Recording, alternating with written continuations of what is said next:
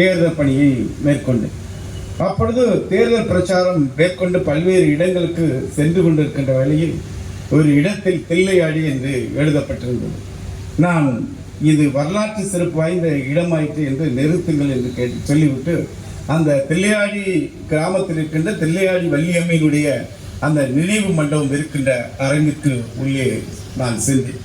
அப்பொழுது அவருடைய வரலாற்றை படிக்கின்ற பொழுது 1898 ஆண்டு, எவ்வளவு காலத்துக்கு முன்னாடி பார்த்தீங்கன்னா 1998 ஆண்டு தென்னாப்பிரிக்காவில் அங்கிருக்கின்ற இந்தியாவை சேர்ந்த கருப்பின மக்களுக்கு எதிரான போராட்டத்தை நடத்தி சிறைக்கு சென்றார். சிறைக்கு சென்றதோடு மட்டுமல்ல, அவரை பார்த்து அங்கே இருக்கின்ற காவல்துறை அதிகாரிகள் மன்னிப்பு கடிதம் எழுதிவிட்டு நீங்கள் வெளியில செல்லலாம் என்று சொன்ன பொழுது, நான் எந்த சூழலையும் மன்னிப்பு கடிதம் எழுதி கொடுத்து விட்டு வெளியில செல்ல வேண்டாம், செல்ல மாட்டேன் என்று சொல்லிவிட்டு காந்தியடிகளோடு அந்த போராட்டத்தை பங்கெடுத்தார்.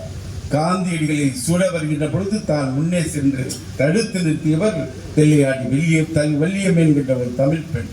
அது மட்டுமல்ல, கடுமையாக எத்தனை பேர் எத்தனை ஆண்டுகள் வாழ்கிறோம் என்பது முக்கியமல்ல. தில்லையாடி வள்ளியம்மை 1898 பிறக்கிறார், 1914 இறந்து போகிறார் சிறைக்கு.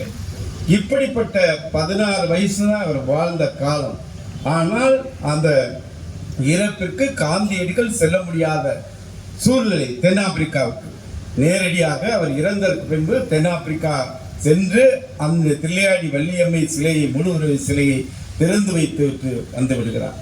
அப்படி தமிழகத்திற்கு காந்தியடிகள் வருகின்ற பொழுது பக்கத்தில் இருக்கின்ற நாகப்பட்டினம், இங்கே இருக்கின்ற வேதாரண்யம் பகுதிகளுக்கெல்லாம் வந்துவிட்டு தில்லையாடி வள்ளியம்மை பிறந்த மண்ணிற்கும் வருகிறார்.